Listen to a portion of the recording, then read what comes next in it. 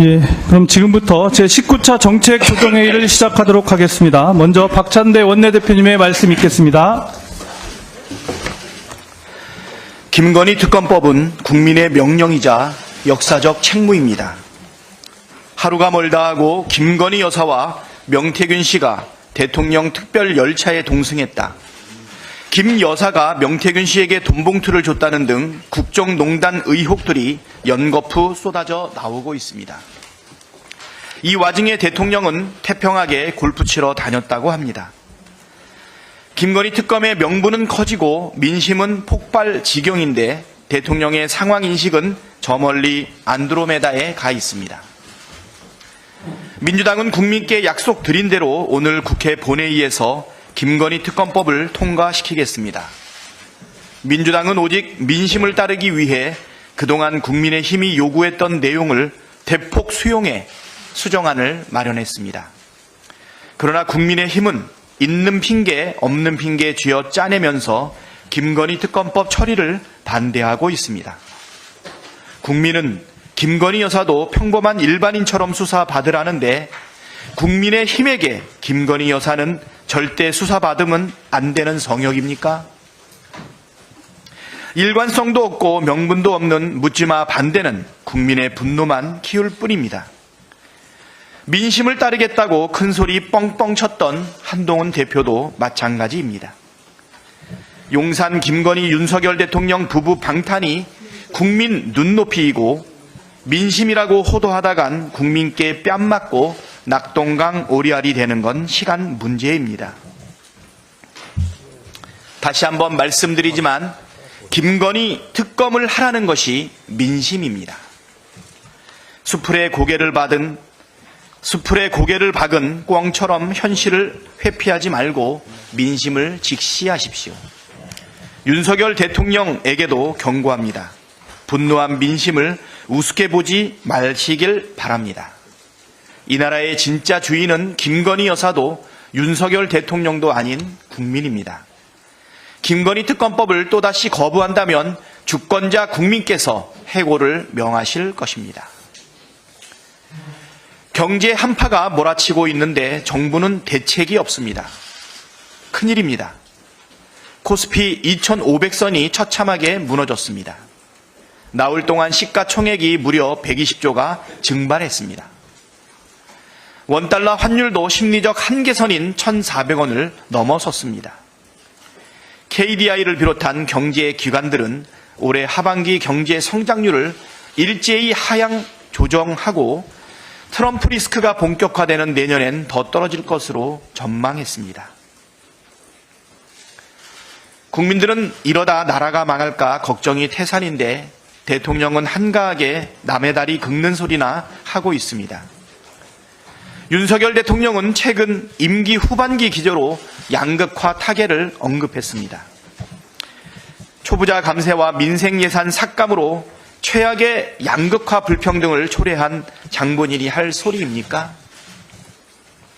양극화를 해소하려면 확장 재정이 필수적인데 3년 연속 초긴축 재정으로 민생을 파탄내고 경기를 얼어붙게 만들어 놓은 게 누구입니까? 말로만 양극화 타개를 외칠 게 아니라 경제 기조를 전환해야 합니다. 초부자 감세를 철폐하고 확장 재정과 민생 예산 대폭 확대로 내수를 살려야 합니다. 민생이 살아야 경제도 사는 법입니다. 민주당은 오늘 본회의에서 주거기본법, 딥페이크 성폭력 처벌법, 한부모 가족 지원법 등 민생 인권 법안을 처리합니다. 민생은 민주당이란 국민의 평가에 응답하기 위해 당장 시급한 민생 회복 대책은 물론 내년 민생 예산도 더 꼼꼼히 챙기겠습니다.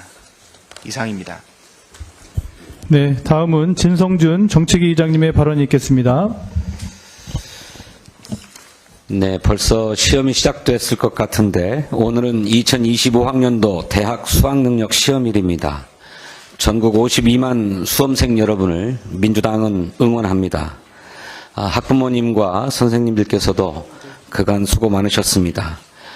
모두가 고생한 만큼 좋은 결과가 반드시 따를 것이라고 믿습니다. 민주당은 우리 학생들이 안정적인 교육 환경에서 학업에 매진할 수 있도록 최선을 다하겠습니다. 여야가 합의한 민생 법안들이 오늘 국회 본회의에서 처리될 예정입니다. 딥페이크 성범죄 등 디지털 성범죄에 강력하게 대응하고 또 예방하기 위한 성폭력 범죄 처벌 특례법과 정보통신망법, 또 북한의 오물풍선 등으로부터 국민의 생명과 재산을 보호하기 위한 민방위 기본법, 악성 임대인을 방지하고 주거환경 개선과 안정을 위한 민간 임대주택 특별법, 주거기본법, 도시 및 주거환경정비법, 교통안전 강화를 위한 자동차 손해배상 보장법과 함께 한부모 가족의 복지 증진을 위한 한부모 가족지원법 등 민생 법안이 차질 없이 처리되도록 최선을 다하겠습니다. 여당과의 민생 법안 논의도 적극적으로 진행하겠습니다. 어제 여야 2+2 민생 공통공약 협의회가 열려서 민생 법안 목록을 교환하고 여러 가지 법안에 대한 의견을 교환했습니다. 치열하게 토론해서 설득할 것은 설득하고 협력할 것은 협력하겠습니다. 이번 정기국회에서 최대한 많은 민생 입법들이 처리되어서 민생의 온기가 돌 수 있도록 총력을 다하겠습니다. 윤석열 대통령이 성역처럼 여기고 있는 김건희 특검법도 오늘 처리합니다. 대통령의 거부권 남발로 특검법 발의만 4번째, 또 본회의 상정만 벌써 3번째입니다. 특히 민주당은 오늘 수정안을 제출하려 하는데 국민의힘이 그동안 요구해왔던 주장들을 대폭 수용한 안입니다. 한동훈 대표는 그동안 국민 눈높이를 입버릇처럼 말해왔습니다. 국민 10명 중 7명이 김건희 특검법에 찬성하고 있습니다. 국민의힘이 국민 눈높이에 부합하는 그런 국민의 정당이 될 것인지, 아니면 김건희 여사 방탄에 골몰하는 김건희 방탄 정당이 될 것인지 지켜보겠습니다. 잠시 후 10시 30분에는 민주당이 의원총회를 열고 상법 개정안과 반인권적 국가범죄의 시효 등에 관한 특례법, 그리고 형사소송법 등 3건의 법안을 당론으로 채택할 예정입니다. 상법 개정안은 우리의 후진적 기업 지배구조를 개선하고 이사회의 독립성과 견제, 감시 기능을 강화하면서 소액주주의 이익을 보호하기 위한 민주당표 코리아 부스트업 내용을 담은 것입니다. 그리고 반인권적 국가범죄의 시효 등에 관한 특례법과 형사소송법은 국가 공권력의 책임성을 강화하고 특히 수사기관에 대한 국민의 신뢰를 회복하기 위한 법안들입니다. 국민의힘도 덮어놓고 반대만 할 게 아니라 전향적인 자세로 법안 심사에 협력해 줄 것을 촉구합니다. 앞서 박찬대 원내대표께서도 말씀하셨습니다만 윤석열 대통령이 임기 후반기 과제로 양극화 타개를 말했습니다. 환영합니다. 민주당이 고대하던 바입니다. 그렇지만 공허한 빈말처럼 느껴집니다. 양극화 타개를 위한 정책도 예산도 없는데 어떻게 양극화를 타개한단 말입니까? 보도에 따르면은 대통령의 이 같은 발언은 대통령실의 정책실과 사전 조율 없이 나온 것이라고 합니다. 대통령실도 종합적인 정책을 이제부터 준비하겠다 이렇게 얘기했습니다. 도대체 국정을 이렇게 즉흥적으로 막 운영해도 됩니까? 양치기 소년처럼 또 국민을 속이려고 하는 것입니까? 윤석열 정부는 집권 내내 양극화를 가속화시키는 정책만 고수해왔습니다. 그 결과 빈익빈, 부익부가 심화되었다라고 하는 지표가 계속 제출되고 있습니다. 내년도 정부 예산안도 양극화 고착 의지만 고스란히 드러냈습니다. 취약계층에 대한 예산을 삭감하고 임대주택 지원 예산을 삭감했습니다. 부자 감세는 말할 것도 없습니다. 정부의 이러한 양극화 조장 정책이 결과적으로 내수의 부진을 불러왔음에도 임기 내내 재정 준칙 운운하면서 긴축 재정만을 고수해 오지 않았습니까? 그 결과 대한민국은 저성장으로 인한 경제 초비상사태에 직면했습니다.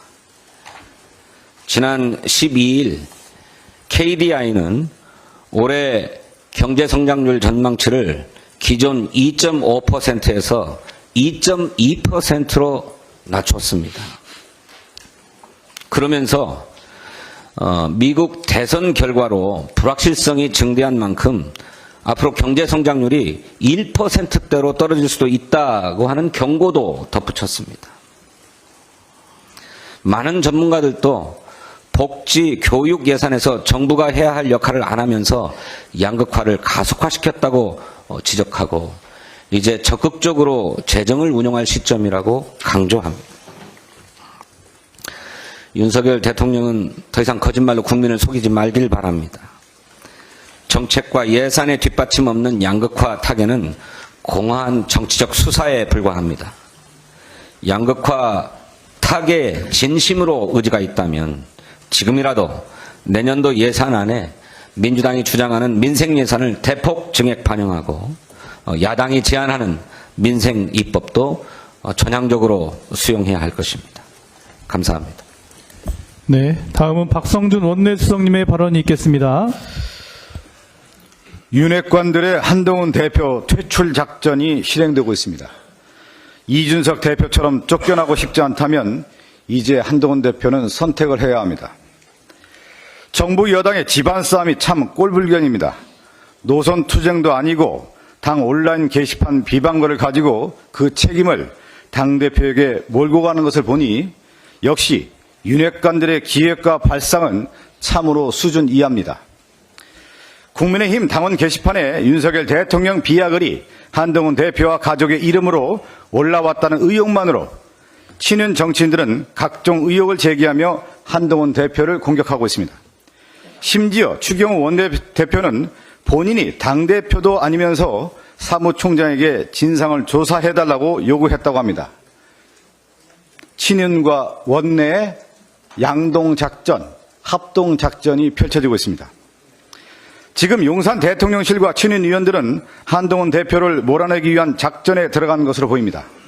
2년 전 이준석 대표를 강제로 퇴출시켰듯이 똑같은 작업을 다시 하는 것입니다. 민심에 버림받은 윤석열 대통령과 친윤들이 당심도 얻을 능력이 안 되면서 참으로 힘으로 당권을 강탈하려 하고 있습니다. 한동훈 대표에게 묻고 싶습니다. 이대로 당하고만 있을 것입니까? 대통령 부부 호위무사를 자처해도 친윤들이 이렇게 쫓아내려고 안달인데 당하고만 있을 것입니까? 여기서 한 말씀 더 보태면 명태균 씨가 한동훈 대표에 대해서 뭐라고 얘기했는지 아세요? 한동훈은 카케 무시하다. 카게 무시하다. 윤석열 대통령은 장님무사라고 했죠. 장님무사를 누가 지켜줄 수 있겠습니까? 일본의 전국시대 때 카게무사는 주군을 지키기 위한 가짜 주군이었죠. 허수아비였고 일종의 위장선술이었습니다. 주군을 지키기 위해서 가짜 위장용 무사를 내세워서 주군을 보호하는 방패막이로 썼던 것이 카게무샤인데 지금 명태균 씨의 해안이 있었던 것 같아요. 국정을, 난맥성을 칼을 마구 휘두르는 장님무사에 대해서 그것을 보호할 수 있는 카게무샤를 파급했던 것이 한동훈 대표 아니었습니까? 지금 한동훈 대표가 다시 시험대에 올라와 있는데 과연 이 시점에서 장님무사만 지킬 것인지 김건희 여사만 지킬 것인지 카게무사로 역할만 끝날 것인지 이 시험대에 와 있는 것 같습니다. 아직도 한동훈 대표가 검사 동일체 정신으로 상명하복만 할 생각이라고 한다고 하면 이 생각을 버려야 될 것입니다. 집권 여당 대표이자 독립적인 정치인으로서 바로 서야 할 것입니다. 이렇게 당하고만 있으면 친윤들은 더 횡포를 부릴 것입니다. 서서히 목을 조여와 정치적으로 아무것도 못하는 상태를 만들고 결국 쫓겨나고 말 것입니다. 한동훈 대표에게는 시간이 얼마 남지 않았습니다. 이제 선택해야 합니다. 민심이 버린 대통령과 윤핵관들이냐 아니면 국민의 뜻을 따를 것이냐 답을 정해야 합니다. 어렵지만 올바른 길을 걸어가야 그 기회가 옵니다. 다른 길은 없습니다. 오늘 김건희 특검법이 본회의에 부의됩니다. 현명한 선택을 하기 바랍니다. 한동훈 대표는 카게무사의 길이 아니라 진정한 정치인의 길을 걷기를 바랍니다. 이상입니다. 네, 다음은 강준현 정무위원회 정책조정위원장님의 발언이 있겠습니다. 정무위원회 간사 강준현입니다. 지난달 김천식 통일연구원장이 통일부와 경제인문사회연구회의에서 그 업무협약식 오찬 자리에서 대통령이 국회 해산권을 가져야 한다는 취지의 발언을 했던 사실이 어제 드러났습니다. 김천식 원장은 공직자 자격이 없습니다. 당장 국민 앞에 사죄하고 자진 사퇴해야 합니다. 국민과 국회의 존재 가치를 부정한 망언이자 독재 시대의 잔재를 그리워하는 망상입니다.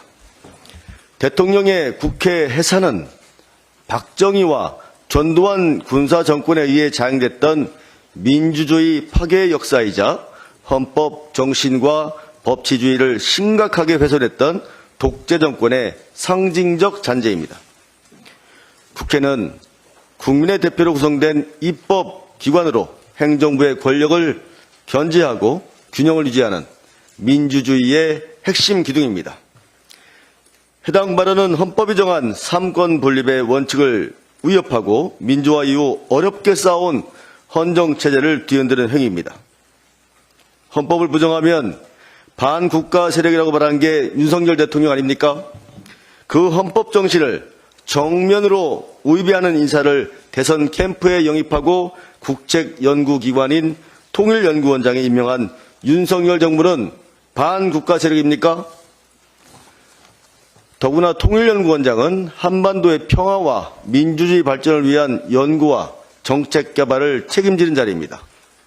평화와 민주주의를 유린하는 인식을 표출한 이상 국회 해산권을 운운한 것이 단지 사견이라는 변명으로 정당화할 수 없습니다. 윤석열 정부 역시 국민 정서를 배반하는 그릇된 인사에 대한 책임을 표명하고 국민 앞에 사죄해야 합니다. 그렇지 않으면 나날이 바닥을 향해 가는 윤석열 정부의 신뢰는 더욱 끝모를 추락을 거듭할 것입니다. 고맙습니다. 네, 다음은 정태우 기획재정위원회 정책조정위원장님의 발언이 있겠습니다. 예, 정태호입니다. 어제 국회 기재위에서는 국회 역사에서 가장 부끄러운 역사로 기록될 일이 벌어졌습니다.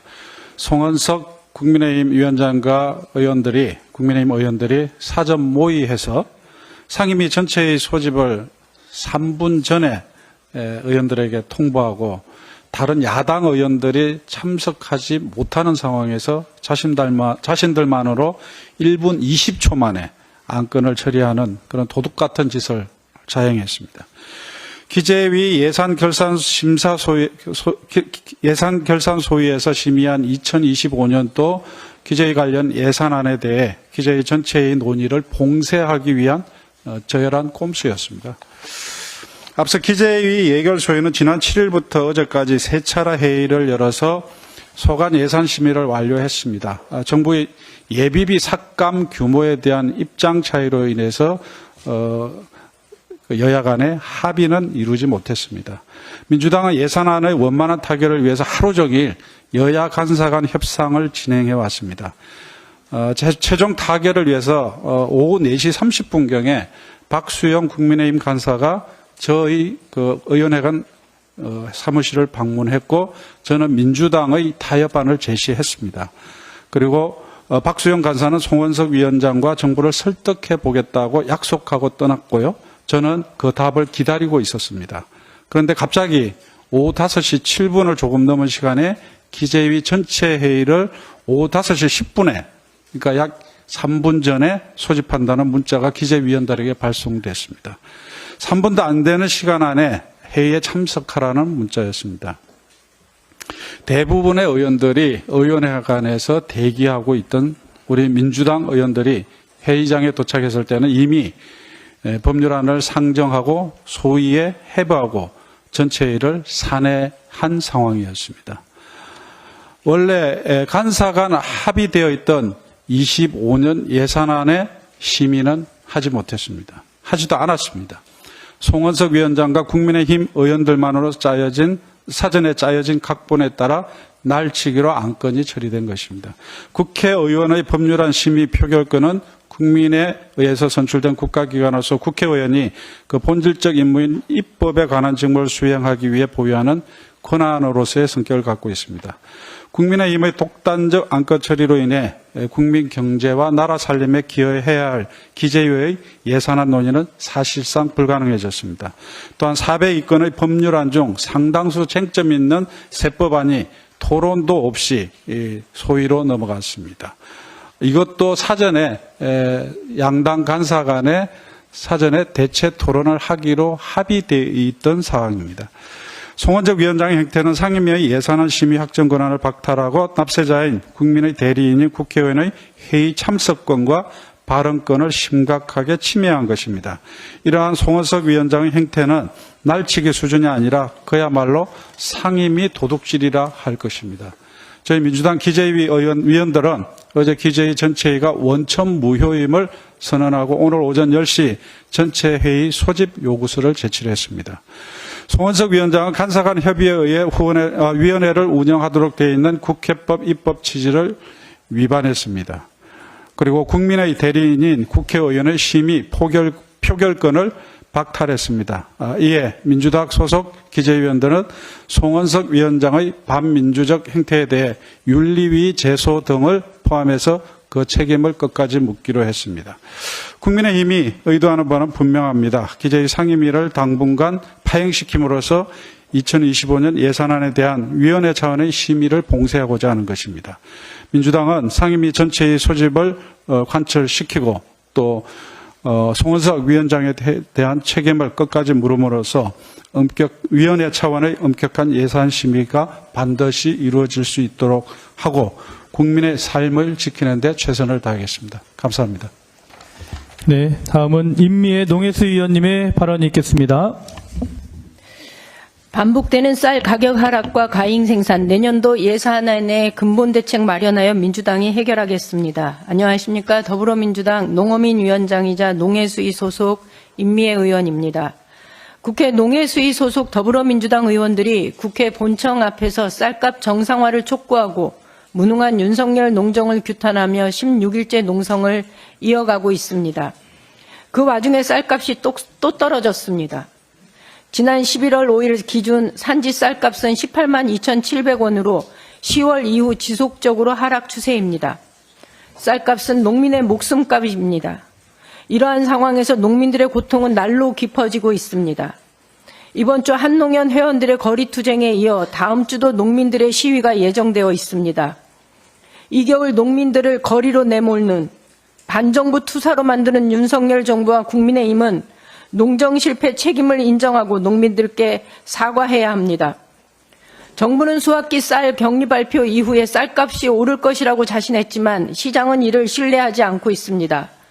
윤석열 대통령이 양곡관리법을 거부하면서 쌀값 20만 원을 지키겠다고 약속했지만 지키겠다는 쌀값은 어디에도 보이지 않고 있습니다.